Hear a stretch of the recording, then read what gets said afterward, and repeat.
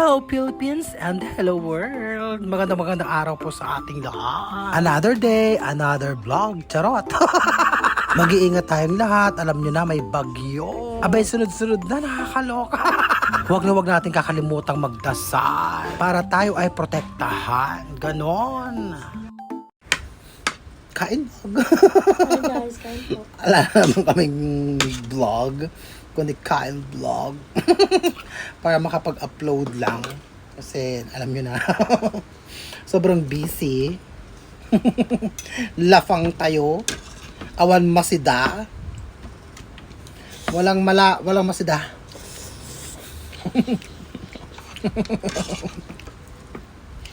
Hinapa. Wala kami masada ni Maron. Tapos pinagpilito ko lang siya ng sunny side up. Tapos, you know. Ang harap. Ganito ang masarap na ulam pag umuulan. Diba? Tuyo, mga ganun. Pansit canton, masarap na ulam, diba? Dapat nagluto ako ng pansit canton, anak no? Kalimutan ko pala. Oo nga. Tagal-tagal ko lang din nakakain ng pansit canton. Di mamayang gabi, bili ako. Ako, hindi. Hindi pwede kumain bago matulog, anak. Di ba? Nina-diet nga kita, tapos kakain ka na ba ng pansit canton? Go, push. Wala. Anong ulam nyo dyan? Ang harap ng tinapa. Sayang, gusto ko. Hindi, bawal na akong kumain ng bagong.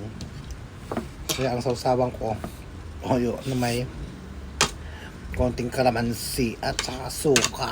Paghalo-halo ko. Suka nilagay ko. Mayroon pang isang kalamansi. Yun. Nilagay ko na. Ang bango. Masarap nakakamay. Kumakain. Sarap. Anong ulam nyo dyan? Kami tinamad ni Maron na mamalengke. Okay yan. Mag-iingat kayo palagi. Pasok. Bye. I love you all. Na-upload lang.